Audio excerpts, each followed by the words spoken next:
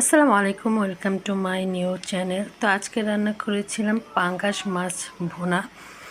তো এইভাবে রান্না করলে পাঙ্গাস মাছটা অনেক বেশি ভালো লাগে। তো প্রথমে আমি পাঙ্গাস মাছ নিয়েছি, নুন হলুদ লেবুর রস দিয়ে মাখিয়ে তারপর আমি ভেজে নিয়েছি একদম কড়া করে।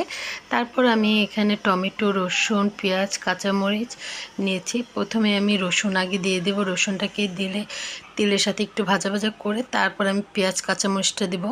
রসুনের ফ্লেভারটা অনেক ভালো লাগে এভাবে দিলে। তো তার জন্য পাঙ্গাস মাছে যে একটা গন্ধ থাকে সেটাও এই রসুনের জন্য থাকে না।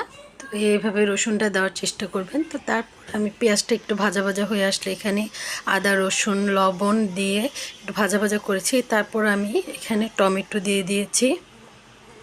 টমেটোটা আমি একটু নাড়াচাড়া করে মিশিয়ে নিয়েছি। তারপর এখানে হাফ চামচের মতো চিনি, জিরা ফাঁকি, হলুদ মরিচের ফাঁকি পরিমাণ মতো দিয়ে দিয়েছি।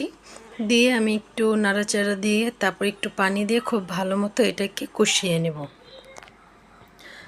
তো আমি এটাকে বারে বারে নাড়াচাড়া দিয়ে দিয়েছি যাতে এক সাইডে পড়ে না যায়। তো এভাবে করে বারে বারে নাড়াচাড়া দিয়ে পানিটা শুকিয়ে গেলে আমি ভালো করে কষানো হয়ে গেলে তারপর এখানে মাছগুলো দিয়ে দেব। তো মাছগুলো দিয়ে তারপর আমি একটু নাড়াচাড়া করে অল্প একটু পানি দেব, যেহেতু আমি এটাকে একদম ভোনা ভোনা করব। তার জন্য যেন মাছের ভিতরে মশলাটা ঢুকে সেই পরিমাণে আমি পানি দিয়ে আমি একটা ঢাকনা দিয়ে ঢেকে দেব।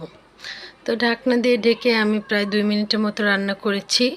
তারপর আমি এখানে একটু মাছটাকে উল্টে পাল্টে দিচ্ছিলাম ঢাকনাটা খুলে। তো তারপর আমি হাই হিটে একদম ঝোলটা শুকনো শুকনো হওয়া আগ পর্যন্ত আমি এটাকে জাল দিতে থাকবো। তারপরে এখানে আমি একদম ফ্রেশ গাছের ধনিয়া পাতাটা সেটা ইউজ করব।